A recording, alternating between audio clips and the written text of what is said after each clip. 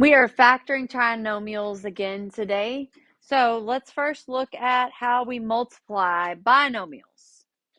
So I'm going to do this 2x plus 1 times x minus 4. So 2x plus 1, x minus 4.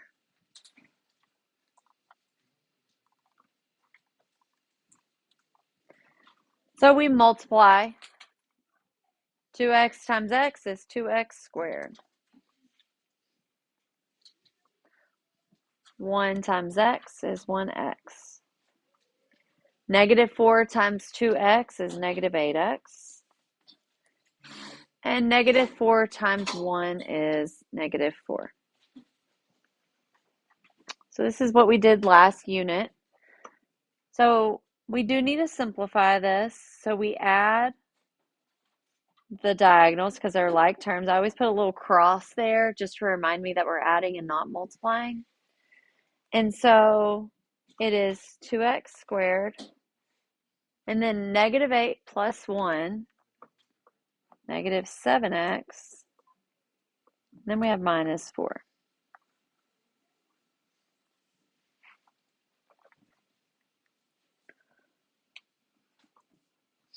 So we have this. We know how to do this by using the box method. So we are going to undo, which is called factoring, and get to that. So it's going between two different ways of representing. They're the same exact, but one's factored form and one is non-factored form.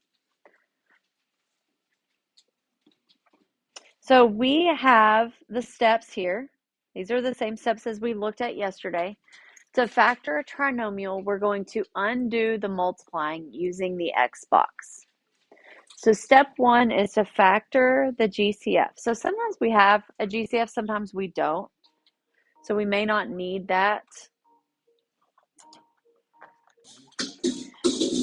Okay, then we identify A, B, and C. So ax squared plus bx plus c.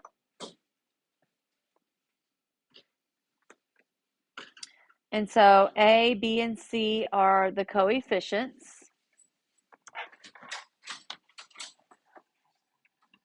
Then we start with the x.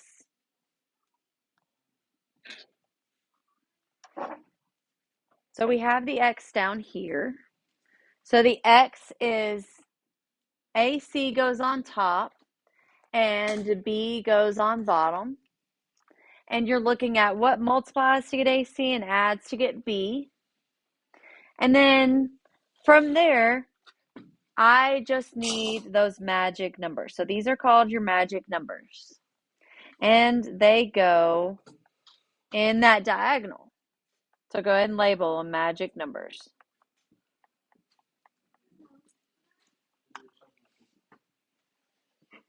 Not while I'm teaching. Go sit down. Okay, so then we factor out, and we're able to come up with our answer written like this. 2 binomials. And you may have a minus in there, so we're going to actually see that today. Okay, so let's go to our first example. 2x squared minus 7x minus 4.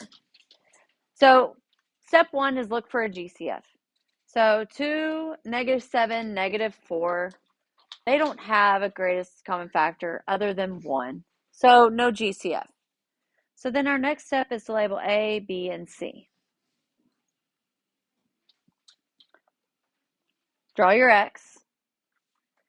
And the top of the X, we're going to do A times C. So here is A, here is C. 2 times negative 4 is negative 8. And then B goes on the bottom, negative 7. So what we're looking for is what multiplies to get negative 8 and adds to get negative 7. Okay, so this is where we can use the calculator. So there was tips on the last page about how to use the calculator. So I'm going to show you the calculator. We're going to go to y equals. Clear out whatever's in there. And we are going to put in -8 because we want all the factors of -8. -8 divided by x.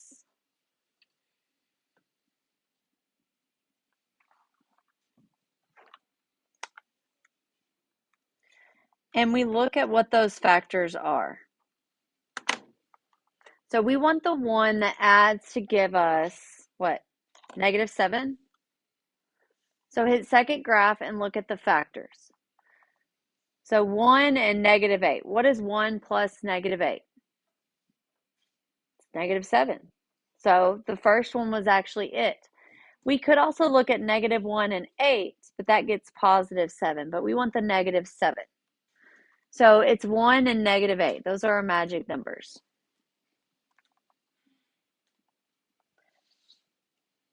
1 and -8. And so then we put those here because our first term goes here and my last term goes here. And then we have to factor rows and columns to see what's on the outside of the box that made the numbers inside the box. So I look at the row like 2x squared and -8x. They have an x in common.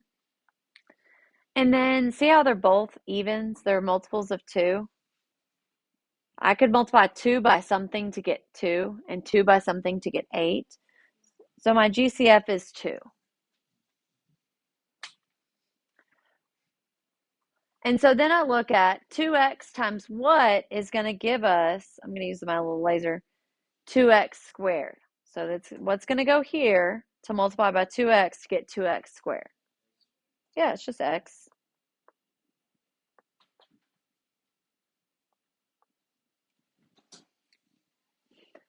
And then 2x times what gives us -8x. 2 times what gives us -8. -4.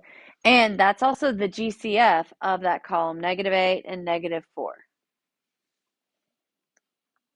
And then my last thing that I need to find is what goes in this spot. So what times x is going to give me 1x? 1. So then my last step is just to make sure that my last term, that -4, 1 times -4 equals -4, and it does. So write your solution as those two binomials. So x minus 4, parentheses, 2x plus 1.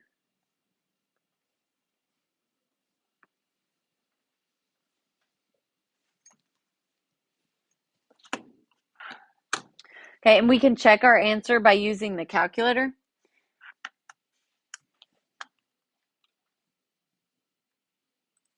So to use the calculator, you go to y equals. We are going to put in the original. So the problem, that 2x squared minus 7x. 2x squared minus 7x minus 4.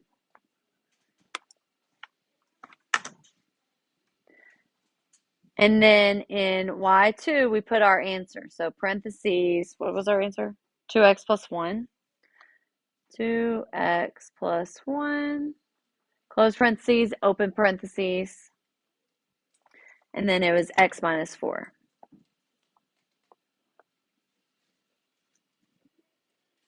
And then we hit second graph. Look at our table, and we just make sure that y1 and y2 are the same. If they are, then that means that our two expressions are equal, meaning we got the right answer.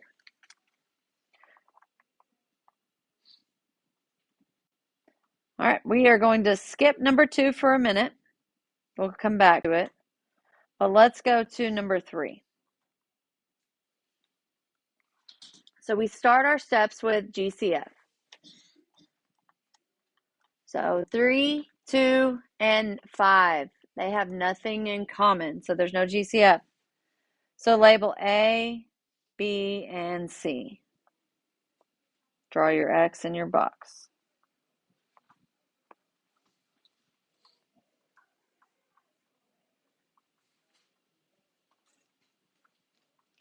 So in the top of your X is A times C. So 3 times negative 5.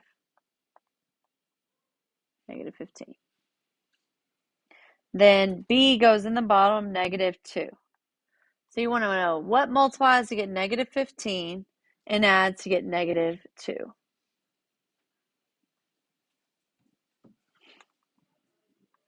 So we can look at our factors again to find the one that gives us negative 2. So I want y'all to do that. Look at your calculator. Negative 5 and 2. Does that work?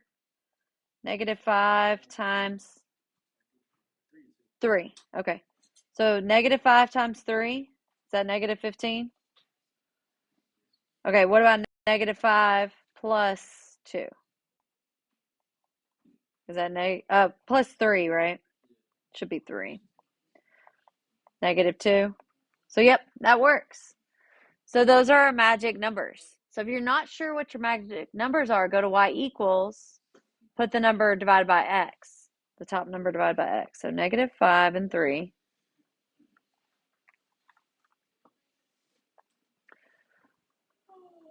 All right, so what should be automatic is how you fill in your box. The first part of the box is our first term. A lot of people want to put 15 in there for some reason. Don't. We only use 15 as our A times our C. But when it comes time for the box, put your first term in there and then put your last term in there. And then what's left are the magic numbers. So negative 5x and 3x.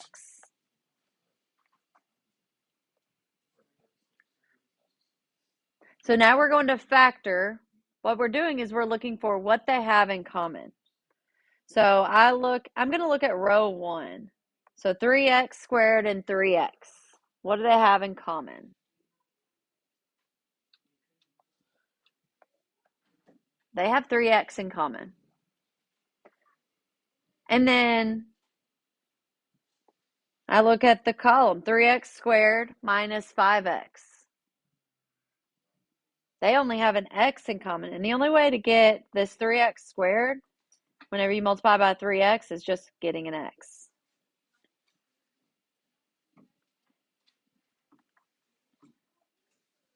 Okay, so now we got to find out what those other two blanks are.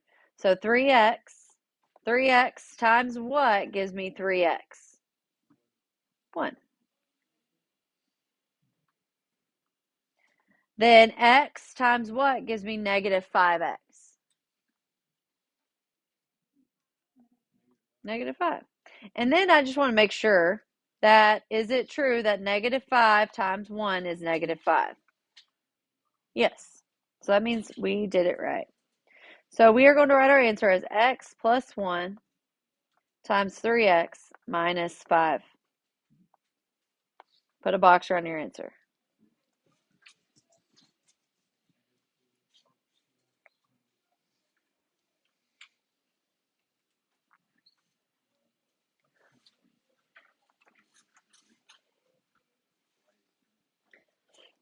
Okay, we are going to finish the rest of our notes. You're going to work with your table groups, and I'll help you as you need.